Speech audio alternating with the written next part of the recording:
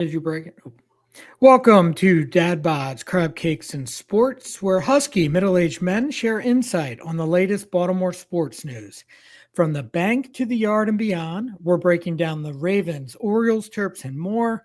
Baltimore's best sports podcast starts now. Everyone, welcome to Dad Bod's Crab Cakes and Sports. Jason here with John and Mike, and we have a special guest here tonight, Connor Newcomb, again from Locked On Orioles. Connor, how's everything going? Everything's going good. Thank you guys for having me back on the show. Excellent, excellent. Well, before we get to the busy time there in Birdland, I know the real reason I wanted to have you on here was to talk about my total dominance in this fantasy baseball, Locked On Fantasy Baseball League that I'm in. I'm sitting in first place with only one loss, and I've already made the playoffs. So That's you're clinching before the major league trade. You're clinching at the All-Star break. You can rest all your guys down the stretch if you think. I know. What can I say, man? What can I say? Excellent. All right. Well, enough of all those shenanigans. So yeah, it's again busy time here in Birdland. A lot of stuff going on. A lot of exciting things. We just wrapped up the MLB draft, and that's one of the reasons why we wanted to have Connor on, just to kind of touch on that. I mean, overall, what was your overall feeling of the draft so far? Well, this year. Yeah, I mean, it's so hard to grade a draft, especially an MLB draft, a couple of days later. But I think the issues that we've seen take place so far from the 2024 draft, where some of the guys that the Orioles maybe not reached on, but certainly took some chances on or were a little more aggressive with, they've still been in pro ball for less than a year, but some guys are certainly having some struggles, Vance Honeycutt being the top one of them.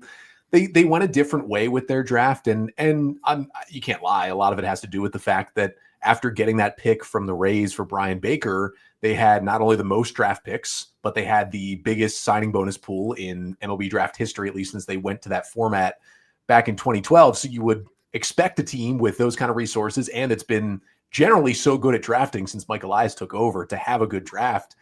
And it seems like they did. I mean, they were able to get in the first three picks, three guys that were definitely top 30 guys. And to get Irish and Aloy in two of their first three picks, two guys who many wouldn't have batted an eye if both of them went in the top 10, the Orioles were able to get them where they got them. You have to feel like it's a good draft. Again, because of the way the draft works and the way Major League Baseball and the minor league system works, you're not going to know as soon as you know in a typical Ravens draft. But so far, so good, I would say. And then they did what worked for them 2 years ago, which in the 2023 draft, they took 13 pitchers out of, I believe, the 21 picks they had. They went 13 out of 24 this year, but that tied for the most pitchers Elias and Matt Blood have ever taken since Elias took over. And those 2023 pitchers are all these guys who are now performing really well in Double-A and are looking like guys that if they continue to move, by sometime next season, we could see some of those arms in the big leagues. So at the very least, you look at some of these guys you got this year and you think, you do the math, hey, by 2028, I know that seems like a long time away, but the Orioles, at least by next year, could have this really, really solid pitching depth in the system where you've got tons of arms in AAA on down that you can go to if you need to turn to. And that's something that they have not had this year. They've had to turn to a lot of arms, and they have just basically emptied the tank of what is available in AAA. They've been claiming guys off waivers just to make sure AAA can pitch innings, because the Orioles have called up every Tides pitcher basically to be in their own rotation or their own bullpen. So to build that from within, it takes time. And I think we're getting there. And I think this draft helps with that as well. Well, so Connor, were there any surprises, in day one? We're talking about maybe the top 6 picks that the Orioles made in day one, and either in terms of player selection or position focus. I know you mentioned that the Orioles kind of didn't follow the same exact path that they did in the draft last year.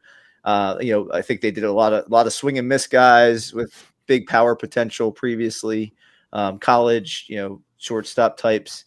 Did you see what was the pivot in the philosophy that you noticed? And did you see any surprises there in the first day of the draft? Yeah, I think the pivot was probably more of a pivot back. I think the last 2 years, the Orioles took a guy with some variance in what he could do with Enrique Bradfield Jr. and then Vance Honeycutt with their last 2 first-round picks, the players are different, right? Bradfield is going to be a big leaguer no matter what, because the tools in terms of speed and defense are too good for him to never make the big leagues.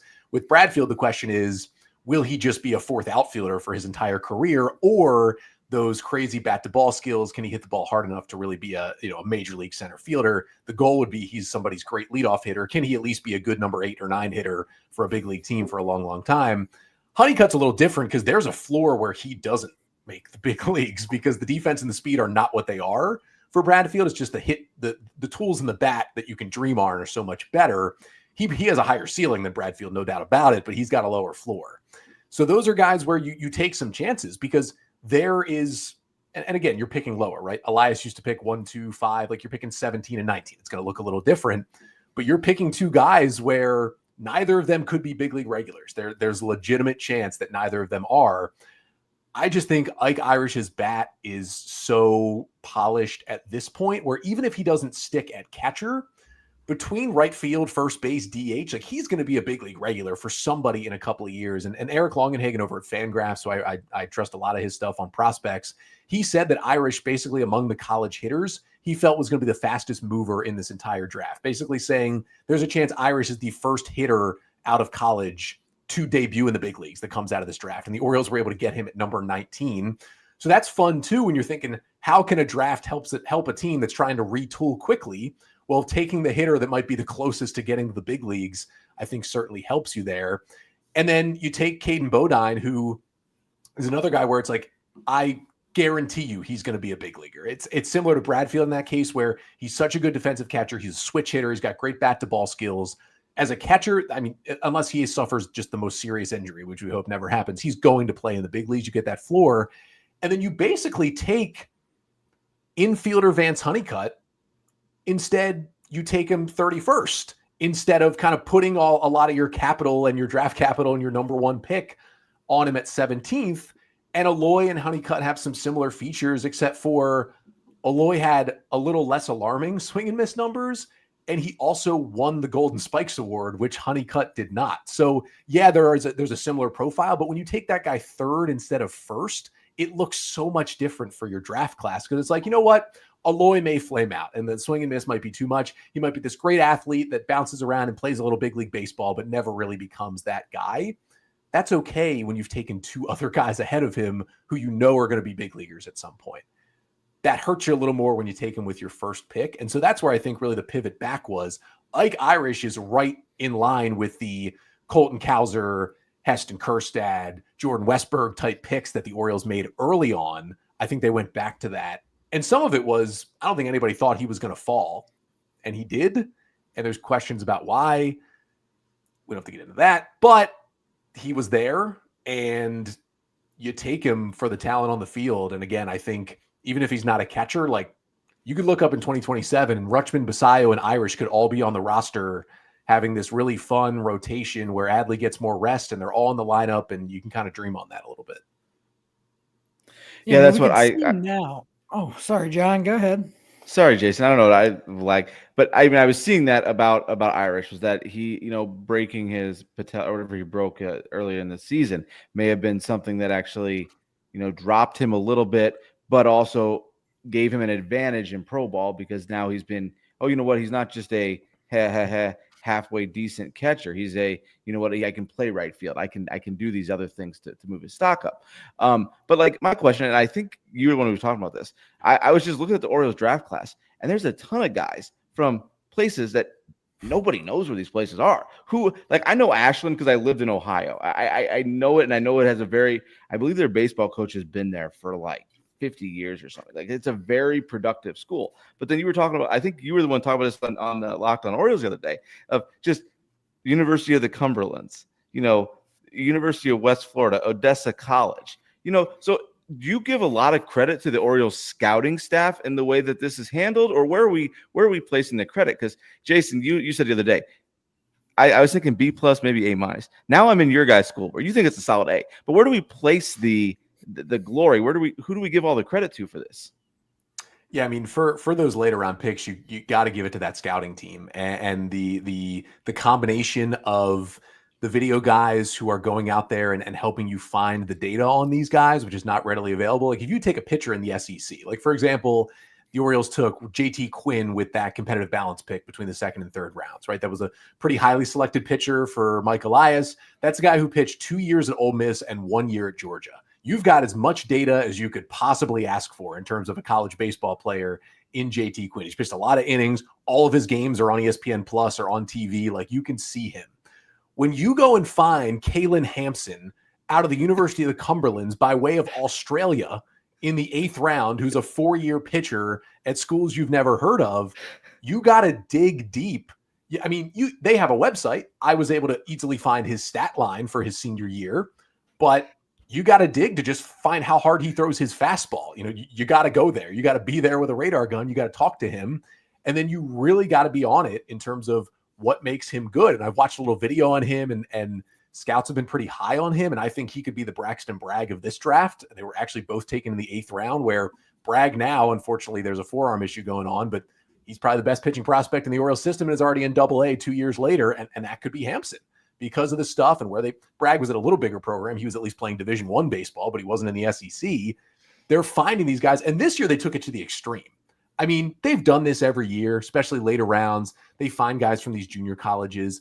I mean, I like to think I know of the existence of a lot of colleges out there, but I mean, Mineral Area Junior College can't be, I mean, that can't be real. That's the one that put me over the edge. That cannot be real. And they took this guy, Cam Lee, the outfielder, in the 9th round. I mean, this guy's like 5'10", 170 of pure muscle, run around in the outfield, crushing baseballs. And you're kind of like, what is he doing at Mineral Area Junior College? And I think that's where they found this. And you can't say the Orioles are completely finding guys. Like, for example, Denton Biller, 16th round pick, pitcher out of Johnson County Community College in Kansas. A lot of these junior college guys are committed to play at other schools as transfers if they don't get drafted. Like Biller is committed to Arkansas. So clearly someone found him at Johnson County Community College and said, hey, we think you can pitch for one of the best teams in the SEC. So it's not that just the Orioles are on him, but it's very impressive that you have still in an era where, especially in the Orioles front office, which is very forward driven, very data driven. And there's been a lot of issues, especially with when Elias was with the Astros, where they basically laid off most of their in-person old school scouts and just said, we're going with the data type scouting. We're not doing as much of the in-person scouting. And the Orioles have done a better job, it seems, of kind of mixing the two to allow scouts to go out there and find guys at, you know, I'm just looking through the list now. It's 1, 2, 3, 4, 5, 6, 7, 8, 9, basically 11 non-Division I colleges. And that doesn't include NJIT, which is technically Division I, but I don't think they have a lot of money in that baseball program at the New Jersey Institute of Technology. So you're able to find these guys because you're using the data, but you're still paying and hiring and sending out the in-person scouts to go do that more old school work. And when you can combine it well, that is how you come up with a draft where, yes, the top, you're taking the famous players out of Auburn and Arkansas, but then at the bottom, you're finding guys out of schools that no one's ever heard of. And I can guarantee you, one of these guys is going to play in the big, like one of these guys is going to pitch in the big leagues at some point, and Kevin Brown's going to have a great time telling you all about this random school that he came out of. Well, that's funny because I did want to talk about some of these later picks. I mean, it doesn't have to be quite as late as 16 to 19. But is there anyone that popped off at you outside of the first four to 7 picks or so that you think could move quickly through the organization? Yeah, I think Hampson can move quickly. The guy I mentioned already out of the University of the Cumberlands, just because he is, you know, he's a senior, so he's played 4 years of college ball. You know, you look at some of these guys who were born in 2007 who were drafted. You know, he was born in 2002, so he's 23 at this point probably. That makes him move a little bit faster. One guy who was drafted pretty low who could move incredibly fast is Braden Sloan. He was a 17th rounder. He was out of a school people have actually heard of. He was out of TCU. But TCU had kind of already moved him to the bullpen this year as a left-hander, and he was kind of their fireman, you know, get out of every single jam, work multiple innings, keep you in the game kind of guy. And it's like, it's good stuff from the left side. It's already a major league level changeup from him. It's just the question is he throws 90 from the left side. It's how much can that play? Do they have to up that velocity a little bit more to make him be a big league reliever pretty quickly? But he's a guy who's, facing Big 12 hitters all the time and has been in college for 3 years and has already kind of moved to the bullpen. Now he might be a guy who the O's will say, hey, you came into college as a starter. Do we want to try that again? But if they just say to Sloan, you've been a dominant reliever in the Big 12, let's just keep doing that. I mean, you could easily see him just starting next year in Double-A and being on the Orioles bullpen radar for 2026. He's one of those guys who you take late, probably don't have to pay a lot of money to sign, but you see some traits in there where he could be a pretty fast mover. So, Connor, speaking of signing, are there any concerns about signability with any of the picks from top to bottom on the board? I know that you said obviously the Orioles had the most pool money ever. But there's always the lure of a junior college guy going to a college, or a high school guy who committed to a major college that maybe they want to go. And there's a little bit of NIL money there, I guess, or some room to develop. Any issue with any of the players that you foresee? Yeah, I think honestly for the top 10 rounds, at least, I feel like the Orioles have the money where they're going to be able to get this done. I mean, you're going to see some big numbers for guys like Irish and maybe Eloy and Slater DeBrun, the Lil Slay, them picking him 37th overall. Like he'll probably take a little overslot money. The Orioles probably told him, if you get down here, we're going to give you a little more money. So we may pick you here at 37. I think the only guys they could have trouble with are pretty deep in the draft. I would say Denton Biller is one of them. Again, the 16th rounder I talked about already. He only played 1 year of junior college, and he's committed to pitch at Arkansas.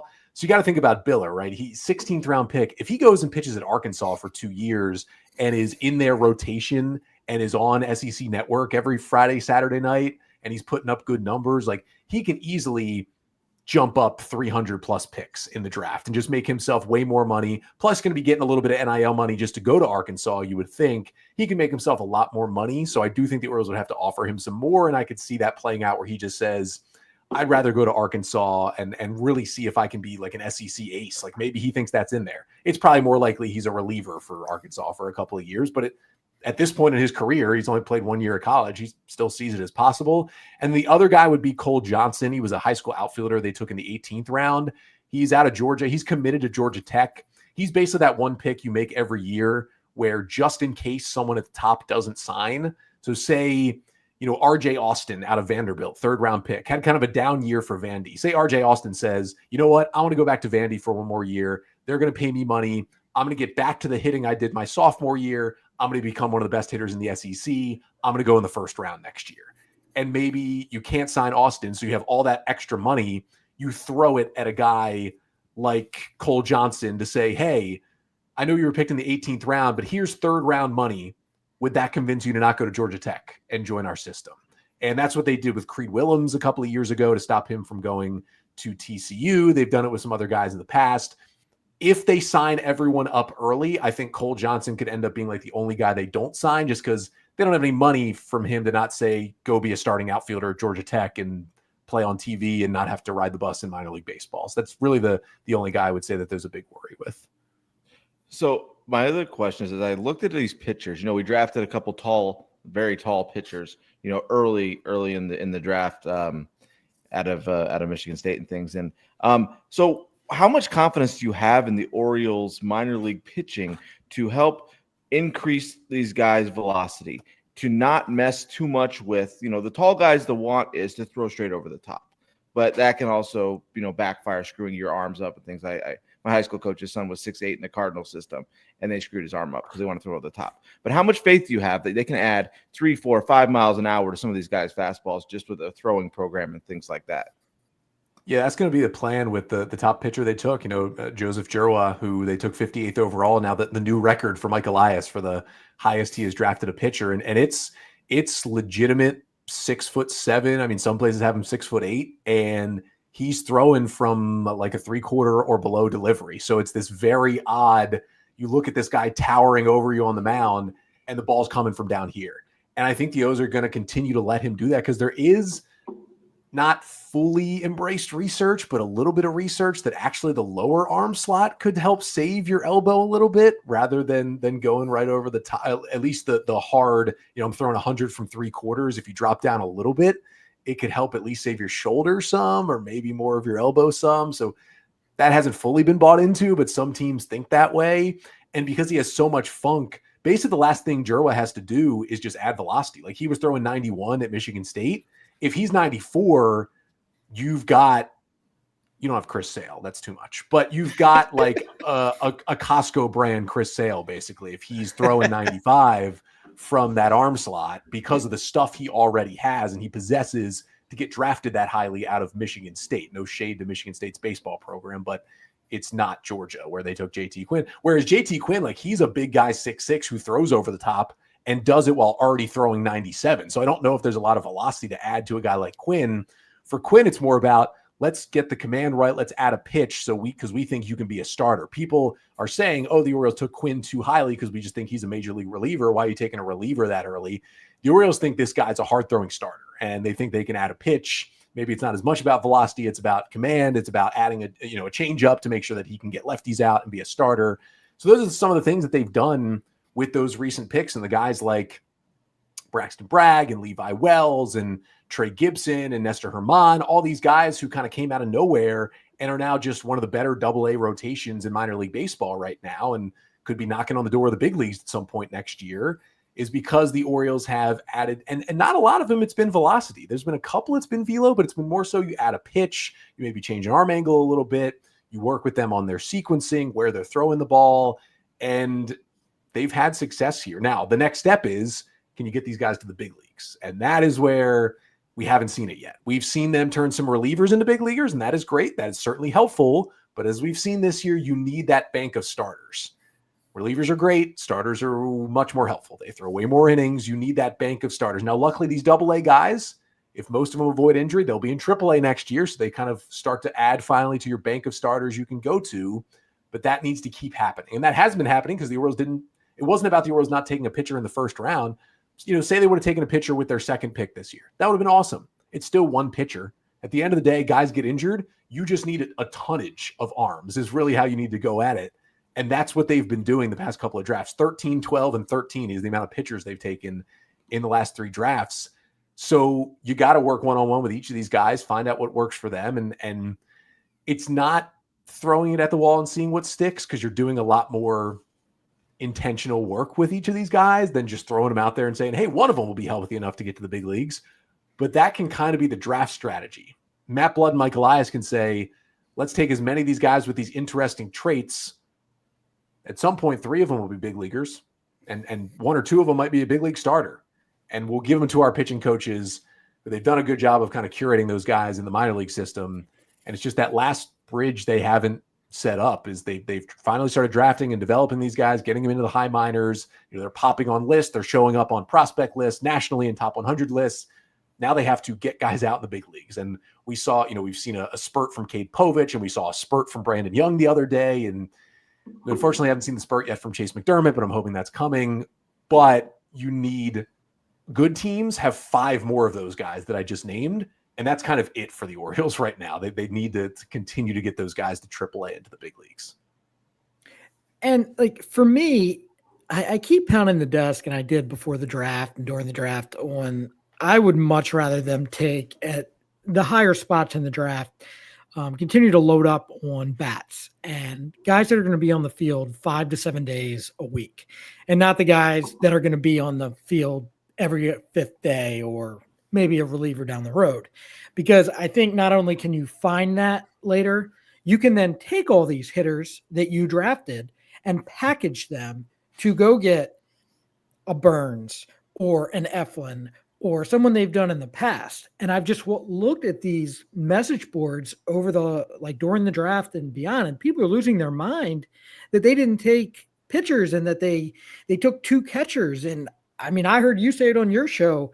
It's like, it's probably anywhere from 3 to 6 years away. And some of these guys that are catchers now might not be here in the major leagues. Yeah, it's tough. And I think where that comes from for a lot of people is there's an issue right now. And no matter how well Charlie Morton and Dean Kramer and Trevor Rogers are pitching right now, like the Orioles have a serious issue, and they've had it since day 1 this year of their starting rotation. And some of that could have been fixed by just bringing in better pitchers this offseason in free agency and in trades. but you can't stop injuries. And the Orioles have had an insane amount of pitcher injuries to go along with the fact that their rotation probably wasn't good enough from the start anyway. We still have not seen Grayson Rodriguez at all this year. He was supposed to be the ace coming into the season. We've barely seen Zach Eflin. When we have seen him, it's been a very injured, bad version of him. Like the two guys who thought would anchor this rotation have basically been non-existent since mid-April. And so that comes into play a little bit where you see these teams that have taken pitchers high in the draft. Now, Paul Skeens is a once-in-a-generation type player to go 1-1, but he's in the big leagues the next year, right? And he's starting the All-Star game the next year, and he's starting the All-Star game back-to-back years. You're not going to get a Paul Skeens, but I think fans, and I understand it, right? You watch the College World Series, you see Gage Wood come a hit-by-pitch away from a perfect game. You see the stuff, and you know he's a first-round talent, and you say, if we draft Gage Wood, he could be in our starting rotation at some point in 2026. And what are the Orioles trying to do? They're trying to load up for 2026. So that logic makes sense in your head. The issue is everybody kind of has the thought of Paul Skeens. And at the end of the day, rarely is anybody Paul Skeens. There's a reason Gage Wood went 26th overall, despite what you've seen him do. It's because he's dealt with a bit of a shoulder issue, and he really only has 2 pitches. So is he just a reliever who's he's dominated college hitters as a starter because his 2 pitches are so elite. But there's basically 1 2-pitch starter in the major leagues, basically Spencer Strider. That's like the only guy who can do it with 2 pitches. You got to develop more and more to get him to that point. Like nobody really is Paul Skeens. I mean, even if you go to that 2023 draft with Paul Skeens and you look at like the next set of pitchers, like Rhett Lauder went 7th overall. I believe he's debuted in the big leagues with the Reds, but he's been hurt. He's back in AAA. They're not as high on him anymore. Chase Dolander went 9th. Like, yeah, he's in the big leagues with the Rockies. He hasn't been good. He got sent back down to AAA. Some of that's probably the Rockies' fault. Maybe if you were on another team, it would be a little bit better. But you look at some of these other guys who were picked out of college as arms that year, and you go down the list, and it's like, Hurston Waldrop for Atlanta. He made a couple of starts last year. The Braves have no pitchers, and yet they still haven't recalled Hurston Waldrop from AAA this year. It's because he still needs to do some development. So these guys aren't the quick fixes you think just because you've seen Paul Skeens do it. Would it be nice for the Orioles to take a guy 15th and have him get to the big leagues in a year and a half? Yeah, it would. But if you're not picking number 1 and you have this like generational talent that you can draft, it's no guarantee. 2022, Cade Horton, 7th overall. I mean, he's debuted. It hasn't been great. The Cubs aren't really counting on him. They sent him back to AAA again, and that's 3 years later. And these are the big time guys. These are the top 10 college pitchers. Arms should be ready to rock and roll. Like Kumar Rocker went 3rd overall to the Rangers that year. He's like a reliever and spot starter for them 3 years later. It's just, it's pitching, and nothing in pitching is a slam dunk. And that's where the Orioles see it. And are they missing out on the potential to get a guy who does move fast and get there? Absolutely. But they're also avoiding the other 5 times where they take someone, and we're not saying everyone's going to be Matt Hobgood, but they're avoiding that because, unfortunately, Matt Hobgood is much more likely than Paul Skeens. That's just a fact of the matter when you take a pitcher that high in the draft, because this game and this sport and the way the ball is thrown is not good for the human body. And it is going to take it out on your elbow or your shoulder or everything in between. And it's just going to slowly deteriorate it. And sometimes surgery can help, but surgery's 12 to 18 months that you're losing time there as well. So it's just such a guessing game with pitchers that if you're not named Skeens, you're rolling the dice. And if you do the hitters, it's much less injury risk. You get much better data on how hard they're hitting the ball and their bat speed and all that good stuff. Sometimes for pitchers, they can look dominant in college, and it's because they played in the Big Ten and they didn't face great hitters and they dominated them, and the stuff can look great with the college ball, but then when you get to the big leagues, it's different baseball. It moves differently. It's a different size. The seams are different. It can, and that's the nice thing about these, like the Cape Cod League and the Wood Bat League. Even though guys use the metal bats, you can see them play in the summers with the wood bats. In the summers, they're still using the college ball. So the hitters get more of I can see him being a big leaguer because he's hitting the ball this hard with a wood bat. The pitcher is still using that college ball, and it's still different. You still have to be able to project that and worry about injury. It is just so much safer to load up on these hitters. And that's why I like what the Orioles have done recently. It's just like every pick 8th round and on, we're going to target a pitcher because we're not going to spend a lot of money on them. And it's kind of a crappy way to treat people when you think about it, but we're going to give them much lower bonuses. And we're going to know that half of these guys are either not going to make the bigs because of bad performance, or they're just going to get hurt too much because they are pitchers. But half of these guys are going to get there, and half of those guys are going to be productive. And one or two of them are going to be truly impact arms for us if you are confident in your pitching development. I think the Orioles, the pitching was behind the hitting at the beginning in terms of the development in the minor leagues. It's caught up. And so time is not on their side because they need pitchers, but guys are finally rolling through the system. And I get it. Do I get frustrated? I do get frustrated because they don't have that dude in the system that's like ready to go. And that stinks. And that has hurt them this year. But I think long-term it will play. And I think it makes it more likely that if the Orioles, get back to it next year and they're good for 3 years and they have another little valley, that they can peak again and not have it just completely fall apart on them. Yeah. So, I think we can all agree, if it's okay with you guys, I want to pivot a little bit towards the trade deadline. So, I think we can all agree the Orioles are playing better baseball right now, and they have for the last month or so. And it's kind of encouraging, but we also, I think, the Orioles are going to be sellers at the trade deadline. So how do the Orioles balance being sellers at this year's trade deadline with the return to contention that you keep mentioning maybe for the 2026 season? So what does that fine line look like here as we come to the July 31st trade deadline? Yeah, I mean, sans Brian Baker, it's about just trading away the rental guys, especially the guys that you don't really plan on bringing back. I did my Locked on Orioles episode on Wednesday that was just ranking most likely trade pieces for the Orioles. And my top three, I put in a tier of just take the best offer, just leverage teams against each other and take the best offer. That was Sir Anthony Dominguez, Gregory Soto, and Charlie Morton.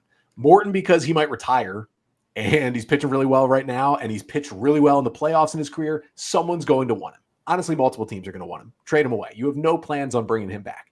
And Soto and Dominguez, they're obviously 10 years younger than Charlie Morton is, but relievers are so volatile, and they're impending free agents, and it's really tough to sign multiple relievers to free agent deals. You're playing with fire there for a guy to just completely forget how to pitch. It happens every year to good relievers.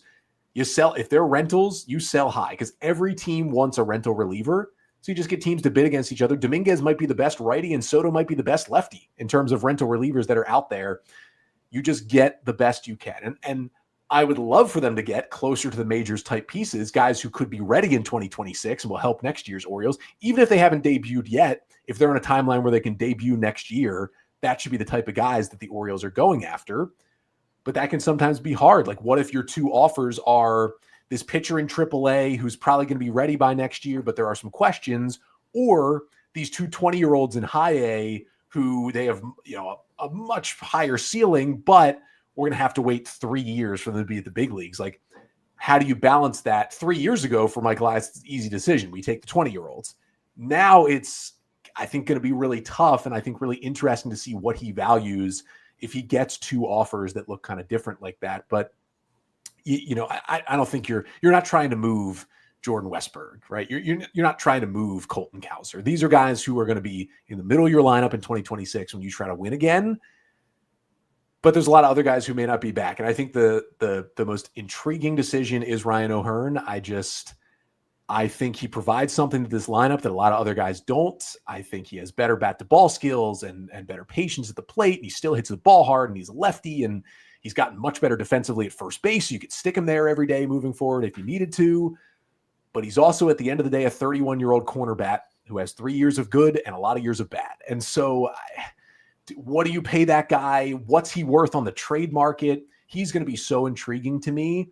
Not that I think a trade or a not trade of him would signify a lot and be this like huge banner moment for the Orioles. But if there's one guy where you think it could possibly work out, which teams always say it's going to work out and then it never does, which is we'll trade this guy and we'll re-sign him in the offseason. Rarely does it work. If there's one guy I would really try to do it with, it is Ryan O'Hearn, because I think that could give you the best of both worlds. But when you lose contact with a guy for 3 months, you never know what can happen. And it's never in the same headspace he was when you dealt him away in July. I'm really intrigued by that one, but I do think they should weigh guys closer to the big leagues, even if a deal. I think I would be okay if the total value of the package you get back is a little bit lower if it means you're getting especially arms who are closer to the big leagues, some others may feel differently. I think I would be okay with making that kind of decision, in a Dominguez trade where you're pitting two teams against each other. What do you think about Mullins? Like I said this way back in March, that if the team was struggling come July, Mullins would be somebody that a playoff team could plug into one of the corner outfield slots. He's a good base runner. He's quick. If he's on, he's on. If he's off, he can't hit the broadside of a barn. But what do you think about Mullins, about a guy like Mullins? I think he's a valuable asset on defense for a playoff contender to bring out there in the eighth, maybe the ninth inning to play right or left field. Yeah, when you talk about O'Hearn, it's like, I don't know what the Orioles want to do with him, but at the end of the day, I kind of understand his value. Every trade deadline, there's a couple of corner bats that are rentals like Ryan O'Hearn who are having these great years, and we have a solid understanding of what those guys kind of go for. It all depends on how good they've been that year, what the team that's trading for him really needs. I've done a lot of research that's going to come up on an episode next week on Locked on Orioles, but you guys will get a little sneak peek here on the guys who the Orioles could trade, right? So the rental type relievers, the Charlie Morton types, the Eflins, and then the Mullins and the O'Hearns, that kind of player profile, rental starter, rental reliever, rental cornerback, rental center fielder, maybe a guy like Laureano who has another year and is more of a breakout veteran. Like what do those get back? Looking back, basically every deadline since 2020. 2020 was weird, so not looking at that one, but 2021 and forward, what do those guys go for at the deadline? And I could not find a comp for Cedric Mullins. Center fielders, especially rentals, just don't get traded at the deadline. You add that to the fact that he's one of the streakiest players in baseball, at least he has been since the 30-30 season. He's a good defender, at least we think so, but any advanced metric will tell you he's average at best out in center field. Now, the eye test will tell you all 30 teams will trust him to play center field for them in a playoff game. I don't think anyone would dispute that, but it's not like he's got these giant, outs above average StatCast numbers where it's like, wow, he should win the Gold Glove every year. It's kind of a weird situation there. We know when he gets hot, he can carry an offense. He's done it before. But as you said, John, when he gets cold, you're like, should we be platooning him? Should he be on the bench? Like, you're having those conversations when he gets really cold. And so at that point, you have no idea. Then you look back, the closest I could find was 2021. Remember when the whole Braves outfield got injured and they basically just traded for a whole new outfield at the deadline? One of those guys was Jock Peterson. He was a rental at that point, I think playing for the Cubs. And I believe he had started like 25 games still in center. That was like the last year he ever played center field. After that, he moved to corner and then he moved to DH. So he played like a third of his games in center field. And that was the closest thing I could find for a deal like that. And Peterson's not really a center fielder. I don't think anyone's ever thought of, Jock Peterson center fielder. He was just playing some center field. That's the closest I found. Nothing else has been close to a player like Mullins, who's been so streaky and is a rental and is a center fielder, being dealt. So I honestly just have no idea what he's worth. And so the Orioles have to weigh, does another team want him? How much do we want him? How much do we want to bring him back for one more year to kind of bridge the center field gap? How much would we want to, offer him the qualifying offer? Do we think he would take it versus us getting a draft pick? How much does he mean to this city, to this franchise? It's that one. I do not envy Mike Elias. I rarely do, but I really do not envy Mike Elias right there, because I would love to be a fly on the wall for any call he gets about Cedric Mullins, because there's no precedent recently, and trades have been so different over the past 10 years. You can't really look back to like 2005 for what a trade return would be, because teams, they just know about prospects more now. But I would be so intrigued to see, do teams want him? What are they willing to give up? Are they treating him like the version of, 2016 Michael Bourne or 2014 Alejandro De Aza? Like, is that the value teams see him as? Or do they see him as, we can plug him in center field every single day down the stretch and hit him seventh, and he's going to be a big part of our team? Like, I truly couldn't tell you, and that really will change. I would not be surprised if he's an Oriole on August 1st, just because the Orioles look around and they say, he's worth it more for us than he is to any other team, and he's just going to stay on our team. We'll figure it out in 2 months. Excellent. Now, one final question for you, Connor, because I know we have to get you out of here. We talked off here briefly about where we keep talking about guys that are going out. Now, as far as bringing guys back, what type of players are we looking to get back? And do you have anybody out there that we had mentioned previously, like in our special wish list would be like a Mick Abel for somebody, or Luis Robert earlier in the year, Grant Holmes, something like that, or some of the guys we've thrown out previously? Yeah, I think a Mick Abel type, a young, controllable starting pitcher with good stuff is kind of the dream. I think to get that, you kind of have to put a lot of your eggs in one basket. So I actually have an episode coming out on Friday where I'm going to chat with the host of Locked On Phillies. His name also happens to be Connor. And we're going to throw back and forth some mock trade scenarios with the Phillies, because what do they need? Outfielders and relievers. What do the Orioles have? Outfielders and relievers. So I think that those teams are going to make a trade again, I think, for the second straight year. It's just, would you have to package like Mullins and Dominguez and Soto or something to get Abel? Like, how many of your guys would you have to package versus if you sell them all off separately, can you get more as a whole from different teams rather than putting them all together to basically put all your eggs in the Mick Abel basket? And we know we've already talked about how risky young pitchers can be, but they should be targeting guys like that. What I think is more likely to happen is that they go and get arms who are probably currently in AAA. Maybe some of them have had big league experience, and they try to find the next versions of Yennier Cano, where when they got Cano back from the Twins in the Jorge Lopez trade, he had pitched like 5 or 6 games with the Twins early in the season. He was on the 40-man roster. He had debuted that year. He clearly had good stuff, but he was back in AAA because he had no idea where that stuff was going. And the Orioles clearly saw this is a good pitcher. And remember, he pitched a couple of times down the stretch that year for the Orioles and was horrendous. But then they got him in the offseason and they found out what wasn't working, and he was an all-star the next year. And he's had his ups and downs, but he's been a solid big league reliever since then. I'd love for them to go after starters, and maybe they can still get guys who are starter types. But a couple names that I've thrown out there, and this is beyond Thursday's episode of Locked On Orioles, is like, an old friend like Tobias Myers from the Brewers, right? Had a great year in their rotation last year. They just have so many good pitchers. He's now back in AAA for Milwaukee. He has options. He's controlled through like 2030, I believe. Tobias Myers is nobody's ace. But if Tobias Myers pitches like the way he did last year and he's your number 4, you're feeling pretty good about your rotation. I mean, he helped the Brewers feel that exact same way last year. So guys like that, where they're either back in AAA because they're expendable for a team, or on the flip side, it's the Yennier Cano type arms. It's a guy like Jose Rodriguez is someone I'm looking at for the Dodgers. He's a 23-year-old righty who's in AAA in their bullpen.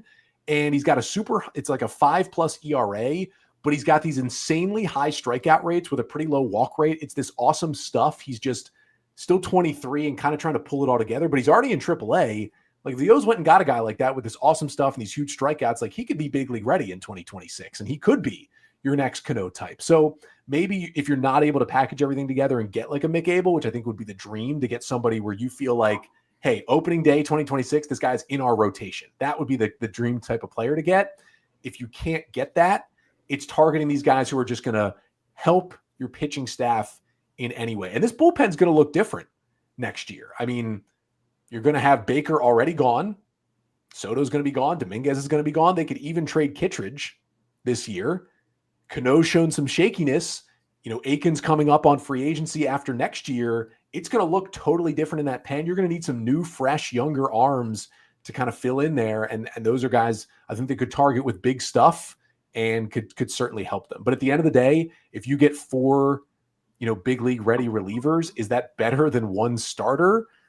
That's where the Orioles are going to have to make a decision. Do they want to package their guys together, or do they want to spread them out to get these more up and down type arms, rather than, hey, we're going for it all. We're going to really make the Phillies sweat, and we're going to go get their top pitching prospect, or I guess second top, because nobody's getting Andrew Painter, I don't think. Well, it should be very exciting here in Birdland, and kind of very on the edge of the seat, trying to see what direction they're going to go. But I think we all agree that we expect them to fully be able to compete next year in 2026. So Connor, thank you so much for spending some time with us. We really appreciate your analysis and your opinions. Can you tell everybody where they can find you? Yeah, Locked On Orioles podcast, wherever you get your podcasts. It's 5 days a week. It's also on YouTube as well. It's kind of trade deadline week because it is the All-Star break, which is always nice to be able to dive into topics a little deeper when there's not a game to recap. So, Wednesday's episode, we kind of ranked who's most likely to get traded by the Orioles. Thursday is what kind of players should they go after. And Friday is kind of a full discussion with Connor Thomas of Locked On Phillies. And we're gonna see how much Phillies fans could really swallow taking Gregory Soto and Seranthony Dominguez back, because as much as they would hate it, that is like the perfect fit trade wise for the Orioles and the Phillies. If you just looked at their stats and their position and took their names off of it, Philly fans would be all over it. You throw in the name Seranthony Dominguez and they're like, I absolutely don't want to touch it at all. I don't want any of it. So we're going to have a nice conversation around that to see if Philly fans could actually take a trade like that. Excellent. Well, we will definitely tune in. And again, thanks a lot, Connor. Really appreciate it. Yeah. Thanks you guys for having me. Take care. All right. Thanks, Connor. All right. That was fabulous. Connor is always very, very informative. And I know there's been a lot of questions about the Orioles draft and what they're planning on doing at the trade deadline. And I hope he cleared up all of that. If not, you can blame him if he's wrong. I'll give you his cell phone number. It's 443. Now, I'm just kidding. You don't get it. But Michael, how are things? You don't have his cell phone number. Let's not kid anybody. I have his email. Are well. Things are well, my friend. I really enjoyed that discussion with Connor, and I'm curious. He's talking about Seranthony. It's a completely different Seranthony that came to Baltimore with that splitter that he's got now. It's kind of like he can get both sides of the plate out. I think when he came into town, man, he had trouble getting lefties out completely. So it's definitely interesting to see the change of pace. I mean, righties. But it's definitely interesting to see the change of pace with him and to see if the Phillies would be interested in going back that direction. As far as me personally, been kind of a low-key week there, Jason. I've been in the basement destroying some walls. I'm taking down some paneling in my basement, getting rid of the 1976 and bringing it into 2020. Some interesting things behind the walls. I had some gear on, was spraying some things. I'm sure it was all kosher, and trying not to stab myself with a bunch of nails. So that was about what I've been doing this week. How about yourself, Jacer? Was anything alive back there? Technically, mold could be alive. I'm not sure if it was mold, but we sprayed the bejesus out of it to make sure that it is dead now. But other than that, I didn't see any little skeletons or anything weird. There was a giant hole between our garage, in the cement block between the garage and our basement, but it was stuffed with some type of bandana. And Julie was like, we have got to take that out. There could be money in there. I was like, Julie, why would someone put money in a bandana between our garage wall and our fireplace wall? She's like, you never know. She loves to explore. I think she's a part pirate, but I'm not sure. Or what if it's like a couple kilos of Mexican or Colombian Bam Bam? And then now we're into Ozarks and stuff. This would be great. I would watch your show. It'd be terrific. Well, hopefully it wouldn't be laced with fentanyl or something because it's old, so it should be safe. Well, I mean, you're not going to use it. What do you care? No. No. I care about people, we're Jason. We're honest drug dealers, Mike. We're honest drug dealers. I care about the people. That is fabulous. John, what's going on in your world? Absolutely nothing. Just working 12-hour days, selling cars, and yesterday was kind of exciting. I had a customer sitting in our Black Label lounge, and water starts coming in, and it starts to flood. Because, in Florida, it rains every day, some point in time between 3 and 6, 3 and 7. And it was just a monsoon. And it had started coming in under the door and under the wall. And so, that was exciting part of my day yesterday. But otherwise, same old stuff, different day, customers making me mad, all that kind of stuff. All right. Well, that's good. That's exciting. Not a whole lot to report here other than continuing the healthy living in life. I was just a couple minutes late to the show tonight because I was doing my 120-degree sauna followed by my 48-degree cold plunge, which is fantastic. I'm still kind of shivering over here as my feet are freezing, but that's okay. Jason, it's worth it. I was going to tell you, I went and worked out this morning. The gym here at my condo is not really a gym. It has a couple elliptical type machines and a treadmill and a bike, and then a whole bunch of assorted weights that don't actually match. But then I was thinking, sounds like Jason a gym. Yeah, well, it was kind of like a gym, but it had no like weight. Like the weights were all mismatched. Like there were no two of the same weight. They were all like different. But anyway, then I come home and I'm like, you know what? Jason said cold showers were a good thing. So I tried a cold shower and I felt a lot better today. I think I'm gonna be taking cold showers now, Jason. Thank you for your life advice. Well, now hold on. Let me be specific on what you're supposed to do. You're supposed to shower normally with hot water and get yourself all lathered up and clean and all that stuff. I hope you do that. But once you're done that, once a month or so. Oh, perfect. I'm getting uncomfortable with all of these conversations. But gotta keep going. Well, then you back up and you turn the shower to as cold as it can go. And you wait about 30 seconds to a minute, and then you go underneath of it for 3 minutes. Set your little phone on the side there and hit the button for 3 minutes and just deal with it.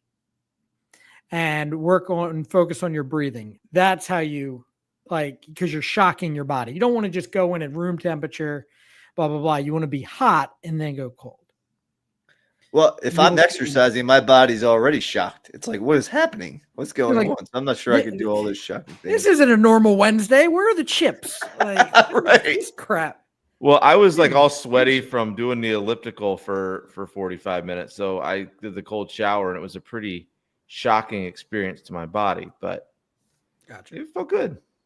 So next time I'll do it the correct way though. Well, John, while you're at it, why don't you tell all these folks where they can find us? Yes. You can find us on social media on Facebook and Instagram at Dad Bods, Crab Cakes, and Sports. We're on here every Sunday and Wednesday, usually about 9:30, but we announce that the time's going to change. And then you can also email us all your fun ideas of games and trivia. I know we have some friends and some listeners who have sent us some very good trivia games and some that Jason and I didn't approve of.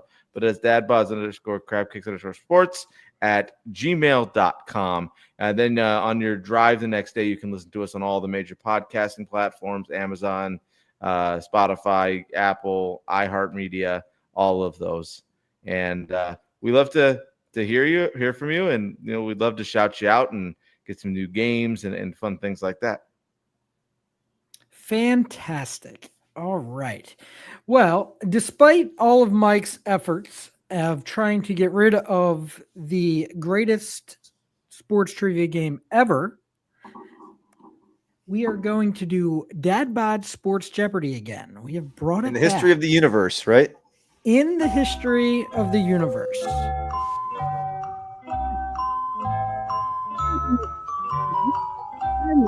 And it's still under protest, but that's okay. I'm not bitter. I lost the last time for the very first time. So John will battle it against Mike, our defending champion. Now, I have 3 categories, as always.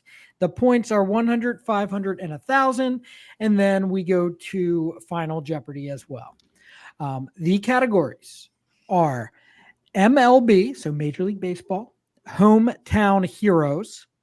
So these will be players that played for their hometown at some point and helped bring them a championship. The next one are Orioles draft picks. Since we just finished up the draft, I figured we'd throw something out there. And the last one is Baltimore Award winners. All right. You guys have all those? You need me to repeat them? Nope. All right, Mike, you are the defending champion. You get to choose what you would like to do first.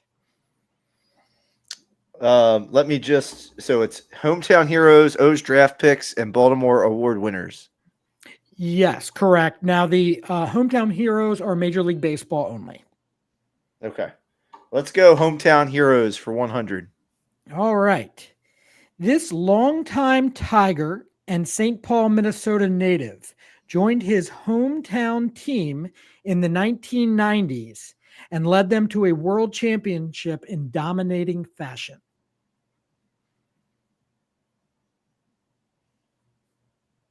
John. Who's Jack Morris? You are correct for 100 points. Let's do hometown heroes for 500, please. Well, they don't get any easier, just so you know. All right. Born and raised in St. Louis, This player led his hometown team to a World Series victory and the World Series MVP in 2011. John. Who's David Freese? Correct. Mike, are you playing or are you eating an apple? I'm watching John answer right now. I mean, okay. I did know Jack Morris, wasn't 100% sure, so I kept my mouth shut on that one. So, but I didn't remember David Freese, but that's a good pool, John. Okay, let's do that category for 1,000, please. All right. Born and raised in Oakland, California, this player led his hometown A's to 3 World Series appearances in a row in 88, 89, and 1990, winning the World Series MVP in 1989. John. Who's Dave Stewart? Correct. Shoo. All right, John. Sweep the category. Mike, you are an embarrassment to everything that is lovely in life. I forgot he won the MVP. I mean, that was before I was a baby. You clearly did not forget he won the MVP if you got the question right. Your turn. Which category would you like? I just knew he was from Oakland. I just remembered that. Well, there was another player from Oakland on there as well. This could have gone either way. He just didn't win. Ricky Henderson. Ricky Henderson was the guy. Ricky gone. Ricky was born in Chicago, but then spent his entire life essentially in Oakland. Ah, interesting. Let's do MLB, please, for 500. We just did. Okay. I'm sorry. You swapped the categories. I wrote them. I didn't write other draft two picks or award winners. Baltimore draft picks or Baltimore award winners. Okay. Let's go award winners, please. For 1,000. For 1,000. Mike, I'm sorry, he just jumped the gun here. Okay. This Oriole won the Rookie of the Year in 1973. For 1,000. Oh. 5, 4, 3, 2, 1. Do you have a guess? I have a guess. Who is the guess? Mark Belanger. You are incorrect. Is it Dower? It is not. It is Al Bunbury. Oh, okay. That would be another one of the 3 guesses I had. Which other one would you like? 500. For 500, in 1969, he was the first Orioles pitcher to win the Cy Young Award. John. Who's Jim Palmer? You are incorrect, and you lose 500, and you are no longer loved by anyone. I didn't hear John's guess. There was something going on with my audio. John said Jim Palmer, and he was incorrect. Oh, it's the other one. I guess I'll try. Go ahead, Mike. I should try to answer a question. Was it Mike Cuellar?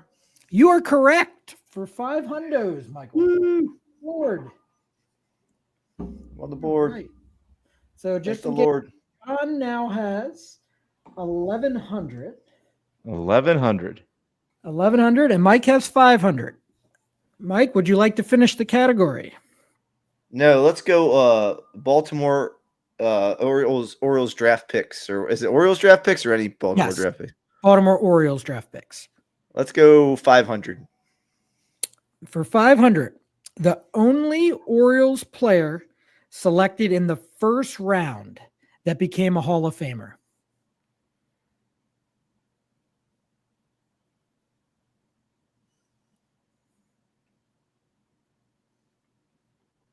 Five, 4, 3, 2, 1. Any guesses? Is it Eddie Murray? Was he drafted 17th overall? No, John. Stop making up numbers. Mike? Was it Cal? I'm not sure. 'Twas not. It was Mike Messina. He was drafted twice by the Hall of Famer. Oh, is it Orioles Hall of Fame or Hall of Fame? Mike Messina's in the Hall of Fame, buddy. Oh, my bad. That was stupid. I don't think he should be in that. Oh, he definitely should. Man, it's phenomenal. What would you like? I don't want any more. Let's see. Let's do 100 back to the award winners. Oh my God, you're killing me. All right. I'm making you bounce around. We're going to work a little bit. Okay. Both Lamar Jackson and Johnny Unitas won multiple MVP awards. Name the other Baltimore football player who won an MVP of the league.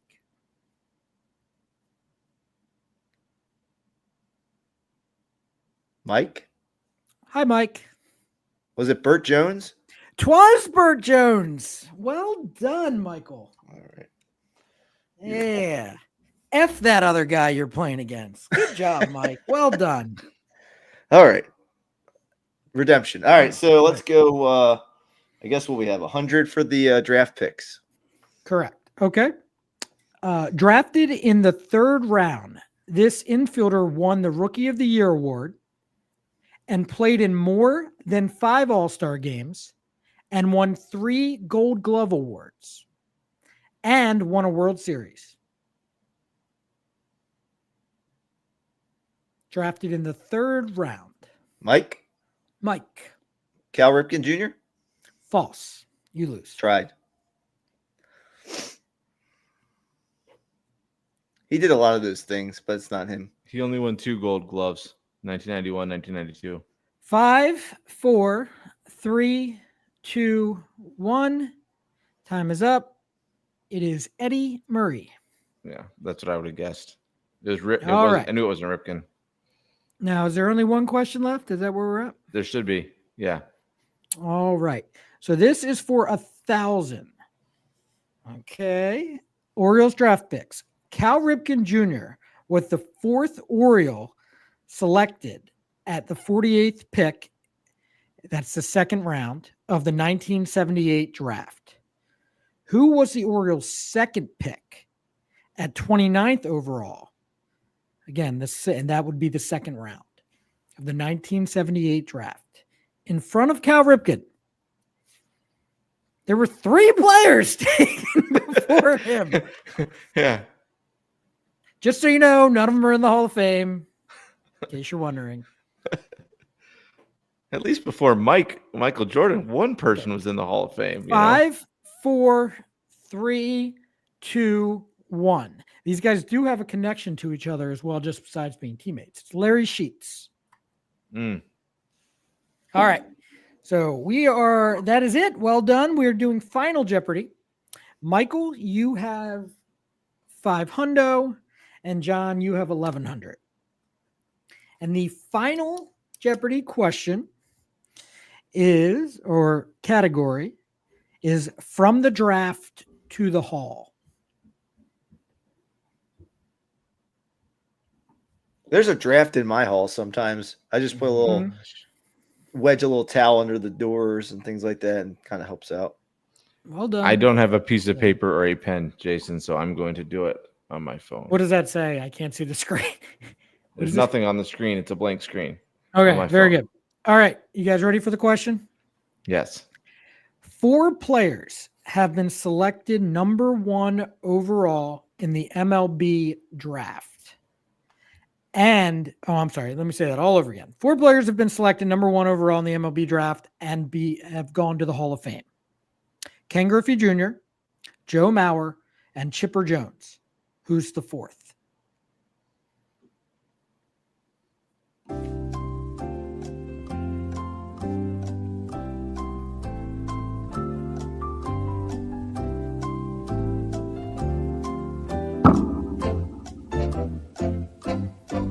Hand check, John. What are you doing? I don't believe you in any way.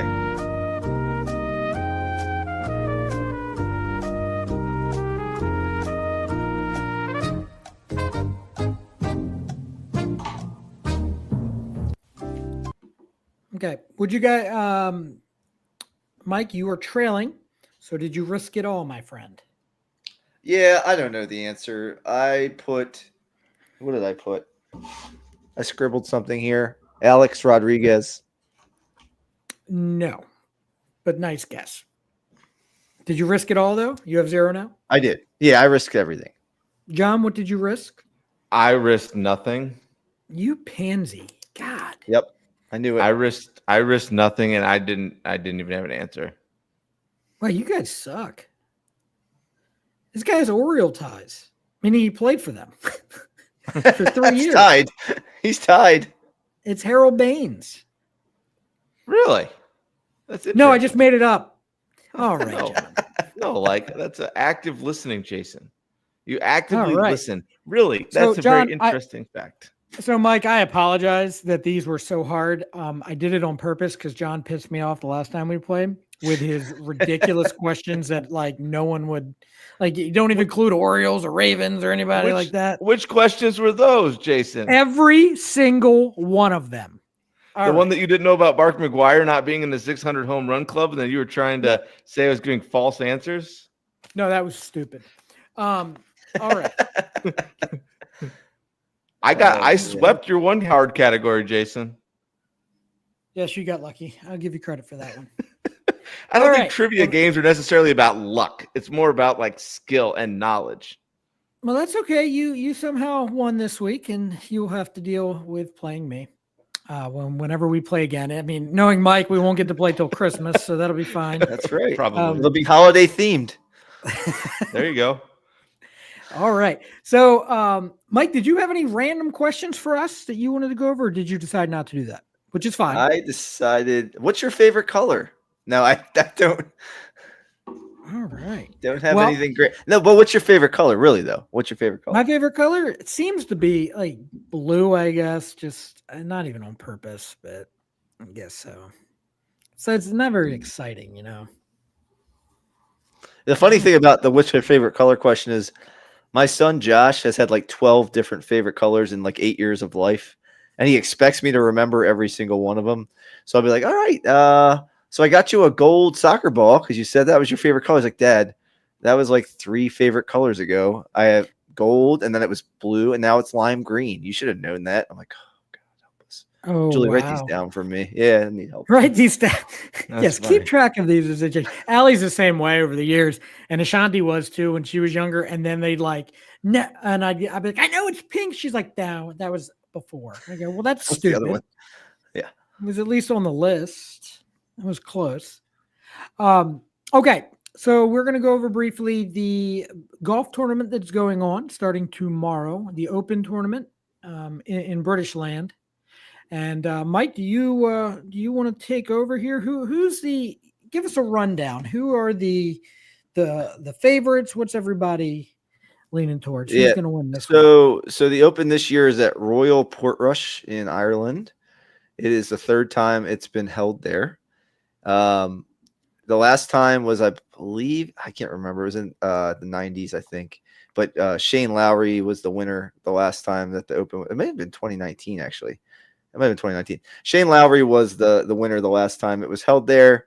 Links course, as are most of the Open courses, which involves making sure that you have a heck of a short game and are prepared for some pot bunkers and the ball to roll a bunch of different ways, and knowing how to chip the ball a bunch of different ways. So I love watching link style golf because it's always just a little bit different than the courses we see for the most part in our area.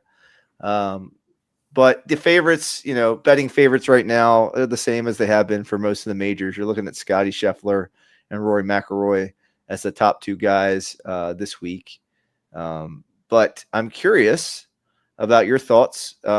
Any guys that you think are really going to have a nice week, coming into the British? John, any thoughts on the British Open?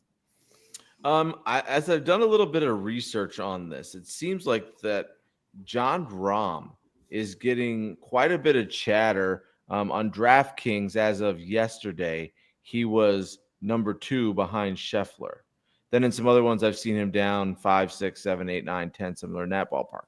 So, but I've seen him in the top 3 in a couple different people's picks. So, he could lead a charge out there and come away with the trophy. But, like you said, Mike, it's a matter of short game. It's who's hitting it well and who's, doing the things they're going to have to do to win. And, you make little mistakes in your short game, you're double, triple, quadruple bogeying. And then all of a sudden, before you know it, you're out of contention for the tournament. So, it's going to be an interesting weekend, I think. Yeah, I mean, I like Rory obviously, but the two other guys too. One was, I believe Jim called him out for the last tournament, and he did nothing. But it was Wyndham Clark. I think his game really carries over to this type of course.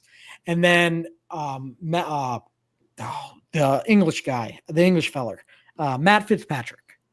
Mm-hmm. So for me, Matt Fitzpatrick, I like kind of as a like you can. I think his odds right now are like plus 5,000, so you can get something decent if you want to throw some shekels down. But yeah, Rory. The problem with these, like if you're betting things, it's like Rory's not going to bring back a whole lot. Like Scotty's not, unless you want to put down a couple $100. But that just seems dumb. But yeah, I mean, to me, Mike, those if anyone's going to bet, those are the good ones, I would say, especially Fitzpatrick. But I think Scotty and if I'm just picking the golf tournament, I don't care about money. Scotty and Rory, I think, have a really good shot there. Yeah, and I think if you look at some of the guys who are used to playing that style course, I always kind of think about that too. If you're really the guys who play the link style over in England and Scotland and Ireland, I think maybe Tyrrell Hatton from England might be a good pick here. If you look at Russell Henley, he's played really well in the British before. He would be a guy I keep an eye on potentially, maybe to make a run. And then, of course, Shane Lowry, if he won it, the previous time it was at Royal Portrush. So there's something to be said to having a level of comfort probably with that golf course and having success there before, where at golf, it's such a mental game where success can breed success. And when you feel comfortable on a course, I think it makes a big difference. So those would be a few guys that maybe I'd take a look at or keep your eye on. You might not want to bet them to win, but maybe if you bet them, top 10, top 20 finishers, you might be able to make a little bit of money if you parlay a couple of those guys together. But I'm excited again. I love the majors. Fun time of year to watch some golf. Always amazed to see the shot shapes around those greens, the amazing flop shots, the bunker shots, the pitch and runs that run, it seems like the length of a fairway up to a green, or see the ball roll and the different terrains. It's a lot of fun to watch link style golf. Yeah, Hatton was in a couple different dark horse things that people to pick because he's at 33 to 1. Another one I saw was Spieth, I think is at 60 or 66 to 1. That, if you're like Jason, you were saying, if you don't want to bet a ton of money, but you want something that could pay out, putting a few shekels down on a guy like one of those two guys, especially Spieth at 60 to 1 could, come back and pay you out pretty well. Yeah, for sure. It's the Mike, these scores are usually a lot lower than some of your like the Masters, for instance, or something along those lines. So this should be quite interesting. I thought we would pick 3 golfers each and then kind of see what happens. Whoever has the best score out of the 3, that will be our punishment for the next show. So I don't care if we pick the same guys, if they roll over, as long as they're not all the same. But do you want to start, Mike, or are you prepared, or you want me to go? You guys can go. Why don't you guys go, and then we'll just go one at a time, and we'll go 4. Are we picking a foursome, Jason, or a 3? I was going to pick 3, but we can do whatever. I don't care. Is 4 easier? Okay. No, it's that 3's fine. Okay. It's easier to keep track of. Okay. I'm going to go with John Rahm as my first. John? I'll go with Rory. Oh, I put him under Mike. Sorry. Mike, who would you like? I'll take Scotty. Oh, yes, you will. All right. I will also take Rory. John. I will I'll go with the Tyrrell Hatton. Hatton? Yes. Okay. We're gonna. I'm changing this up. We're gonna choose 4. We're gonna choose a foursome. Okay. So, Mike. Give me John Rahm.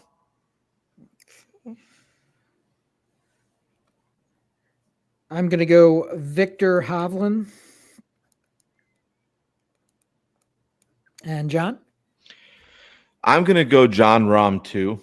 I'm sorry, I know been picked, but I think he's got a good shot here. Okay. And Mike? I will take Xander Schauffele. Yay. Xander. All right. And I'm also going to take Scotty. So my 4 are John Rahm, Roy McIlroy, Victor Hovland, and Scotty Scheffler. John? I'll take Xander too. All right. So you guys are really going on a limb with some of these guys. I think, Jason, you got the top 3 guys. I'm sorry. You have Scotty and Rahm, and you have Xander. Well, that's still, I've tried not to pick all 3 of the top 3. Okay, I get it's all Xander's good. at 25-1. Are you trying to win, or are you trying to right. show people that you can be smart? Yeah. Give me Hatton as my last guy. I'll take Hatton. Look at you. You guys are gonna. Okay, so you both have Xander. You both have Hatton. You both have Rahm. The only thing that keeps you separate are Scotty and Rory. Fabulous. Okay. Well, that should be outstanding. Speaking of punishments, Mike, you did win we should have probably kicked the show off this way, but we had a guest. But you won the home run derby bet.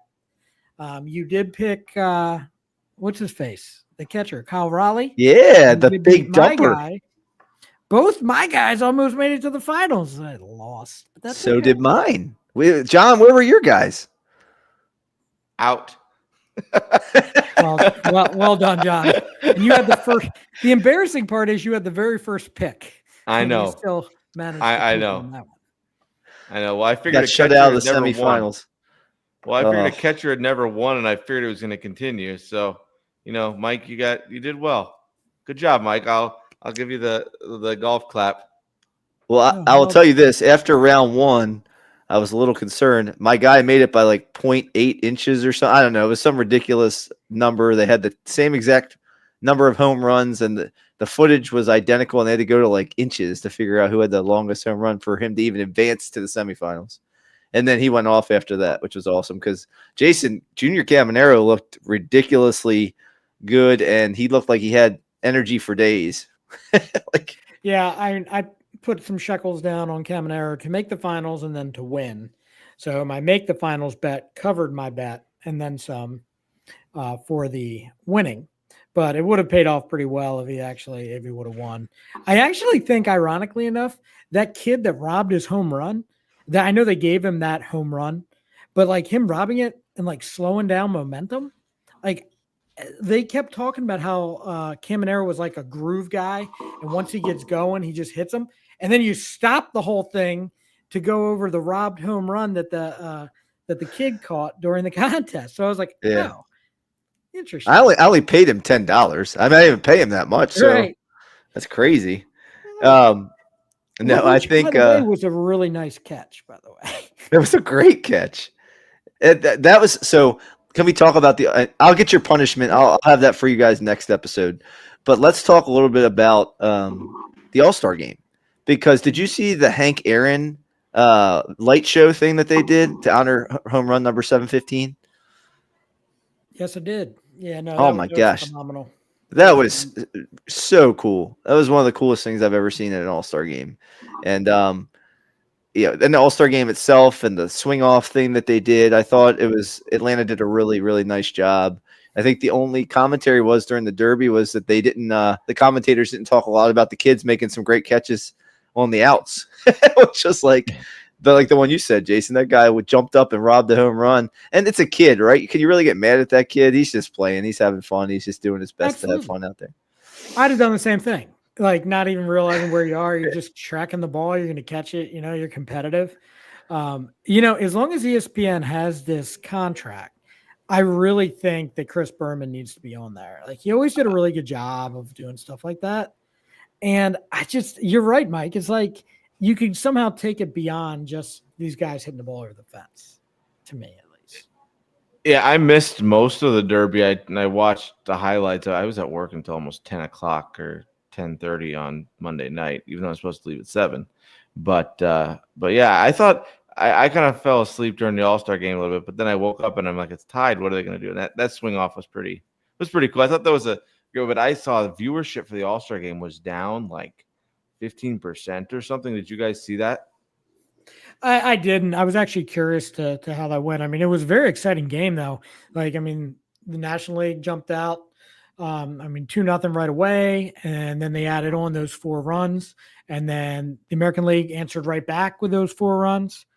And then how it ended before the swing off, I was like, oh, this is exciting. Like, you could see him coming back, but like, to me, they all looked like they were having so much fun. They were joking around with each other. They were laughing after making plays. Like who was it? Matt Olson, when he made that play towards the, I mean, to me, like, that's what it's all about. It's pretty awesome. And then the swing off itself, just watching all those guys jumping up and down like a bunch of kids cheering on the guys. I don't know what Aaron Boone was doing with his selection of home run hitters. I thought maybe Aranda's not really. Aranda was questionable to me, right? Yeah. Okay. Big one. The other cool thing, Jason, too, I thought was the communication that the TV broadcast booth had with the pitchers on the mound and stuff like that. Like, they were talking to Clayton Kershaw while he's deciding which pitch to throw. I'm like, that is, to me, to get into that guy's head is so cool. And I thought that was neat. And you asked for the uniforms, and they came through with them for you. They had the old school wearing your team's uniform, which was kind of cool to see as well. That's the way to go, man. I'm telling you. And like, here's something else though, too. The use of the being able to contest the pitches, whether they're a strike or a ball, fabulous. I mean, that I don't know if it's planning on coming in the game next year or not, but the sooner, I think, the better on the challenges and whatnot. Now, of course, it was more lighthearted during the All-Star game. It's going to be pretty serious during the games. And I do wonder though, how legitimate that is going to be, or if, because Major League Baseball is very protective of their umpires.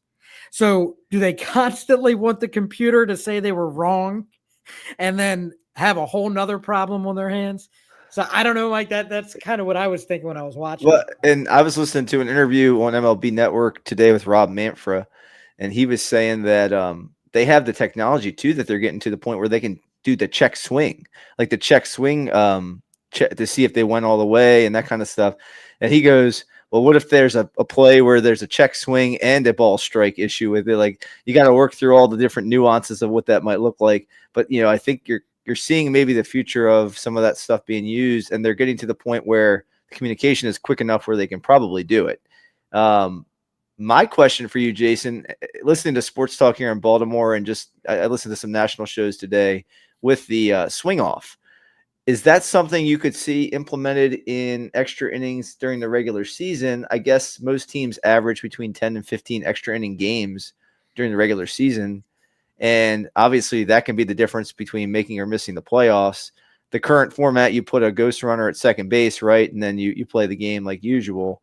You know, could you see them doing a swing off type scenario ever? I know you're a purist with baseball. It probably makes you cringe a little bit, but it was certainly entertaining during the All-Star game. Oh God, I hope not. Like, it was pretty awesome when it's pretend baseball, right? Like when this game doesn't matter and they're there to entertain all these fans. If they did it in games that matter and you're depending on some bullpen pitcher that does batting practice stuff for you, and then, oh God, no. Like, they're not even real players. They're not on the team, and they're going to be no, absolutely not. I would go crazy. The Manfred rule already has me like, I'm just now coming through to like, okay, the runner on second, that's fine. They're trying to save these guys. But once you get to the playoffs, it's back to old school baseball. I mean, I don't think all the extra inning games should be determined by without having that runner. I think during the year, that's fine. But then you do have some people questioning, Mike, like if the rules are one way during the regular year and then they change during the postseason, are they supposed to should they do that either? Right. But I don't think you need to change it during the season, but please don't do that swing off in real baseball games. The thing was, like, too, they were talking about how it could come down to managerial tactics. Like, maybe you make it a rule that the guys in the swing off, were they either in or out of your lineup at the end of the game, like that kind of thing. And so now it's more of a cat and mouse game with the managers and that kind of stuff. But I think I tend to agree with you, Jason. It's so off the wall. And who cares? Like, since when did baseball become all about just hitting home runs? So, like, why should that determine whether or not a game is won or lost? Like, so to me, why would I not involve my guy who gets on base or my guy who hits doubles? It's just my guys who hit home runs. I think that makes zero sense. And then how you construct your roster might completely change based on that too, or your bench, because of the way that rule could change things. I think it would do too much. Well, I think, like one of the most exciting things in a hockey game is when you have a tie game, and a shootout. But it's an actual, you have a defense and you have an offense, and it's a very difficult thing, But the swing off is just stupid. I mean, even the runner on second base is just dumb. I think, for an all-star game, okay, whatever. You don't want to use arms up, don't end up the way it did in Milwaukee in 90, or was it 90? No, it was 03, I think, was tied, 02, whatever it was. But I think if you're going to do that in a regular season, you're going to lose viewers. You're going to lose viewers like me and Jason, who are baseball purists, who are like, this isn't a game show. This is actual baseball. And you need to get back to real baseball. Don't get me wrong. I actually don't think they're going to lose viewers. I think they would gain viewers. But it again goes back to the priority of this particular commissioner. And it's bringing in fans that aren't baseball like he doesn't care. I feel as though he doesn't care as much about me and Mike and you that he does about the people that are just kind of like casual fans that they want to bring to the game and fans that are going. But see, think about it. The casual fan is going to go to a lot less baseball games. They're going to pay a lot less money than our diehard fans. So that's who they should be catering to. If they're trying to cut down on the games, I totally get the runner. I don't like it, but I get it. And I'm fine with it. I've come to grips with it. But no, not the swing off. And like Mike, it's funny you said, because you said that it's a team, essentially said it's a team sport, not just coming down to one guy, right? Well, I kind of felt that way for the longest time about hockey having shootouts and then soccer having shootouts. But at some point, if you don't, those are two very demanding sports outside of baseball that can no longer keep going. It's why the NFL doesn't do the college rule, because it would kill those guys, kill them. So to me, I'm okay with it, but please, oh God, no, don't. That's for fun. That was for fun. That's the All-Star game. Do that to protect the players. Please don't bring that into the regular season or the playoffs. Well, there's no doubt that the commissioner is trying to bring in more and more fans. So I think he already counts us as people who are in no matter what. He's trying to find those guys on the periphery of the sport and to bring them in. Whether it's right or wrong, he's trying to grow Major League Baseball. And so he's got to find the demographic that's not watching and figure out why. I guess that's problem solving as a commissioner. I think some of the things that he's done have been really good. Like, I think they pushed game times up a little bit to like 6:30 in a lot of places. I think that's been really good this year. I think, like, for me, who has a family on a weeknight, we're never going to an O's game when it's going to end at 9:30, 10 o'clock at night. But when it's a chance to be done by 9, I might be able to take my kids to an evening game, maybe early in the year in like May, or in September later in the year when school started. But so I think some of the decisions are good, but I agree with you, Jason. I wouldn't go crazy, especially with some of these rules that change the integrity of the game itself. No. But again, fun for the All-Star game. It was pretty smart that they came up with that. Too bad they couldn't do that back when they decided to end in a tie and embarrass themselves. That was kind of dumb. But all right. So do you guys have anything else you want to talk about? All right. Training camp is what? 6-7 days away? The rookies are already there. Yeah. Well, I just saw something pop up on my phone. Something just popped up on my phone. I didn't read it, but it was a thing about Malachi Starks and how Kyle Hamilton is talking about how he loves him and how he's going to love playing next to him in the defensive backfield and stuff. So that's always a good thing to see, Absolutely. I tried to get training camp passes they went on sale like a week ago, and it was like 11 a.m. and I was on there at like 10:59, went to try to get tickets, and I couldn't. Like all 10, 11, however many there were. Everybody they're excited about the Ravens up here this year, which you love, because they're going to be a good squad. But I'm just remembering the days of open practice out at Western Maryland College and how much fun it used to be just to go down there and hang out. But unfortunately, I'll have to do that from a distance and watch and listen to what Kevin and the boys got to say about the Ravens this year from camp. You could always try to get a press pass, Mike. Maybe the Dad Bods press pass or something like that. That seems a little more involved, John. We probably should have applied for that maybe a long time. Maybe next year. Maybe next summer next spring we should when look we're into famous. Next year when we're famous, we'll get the press pass, okay? Absolutely. People will know who I am just by looking at me. They'll be like, I'll let that guy in. Yeah, Absolutely. right. Well, Yeah, again, right. a special thank you to Connor for coming on again. It's pretty awesome. We always appreciate the Locked On guys. And then anybody else that ever wants to come on as a special guest, we are open ears. But Mike, why don't you lead us to the promised land? Yeah, that's going to wrap it up for this episode of Dad Bods, Crab Cakes, and Sports. Thanks for hanging out with us tonight. Don't forget to subscribe on Red Circle, Apple Podcasts, Spotify, or wherever you get your free podcasts. While you're at it, please leave us a review. Lots of stars. It really helps us out. We're trying to spread the good word about Baltimore sports far and wide. Be sure to follow us on social media for more behind-the-scenes action, memes, and bad sports takes. You can find us at dadbods_crabcakes_sports on Instagram and at dadbods crab cakes and sports on our Facebook page. If you have a question or a topic you'd like us to cover, hit us up at dadbodscrabcakesandsports@gmail.com. You never know, we might just shout you out in our next episode. But until next time, keep rocking those dad bods, eating those crab cakes, and never miss a game. Adios.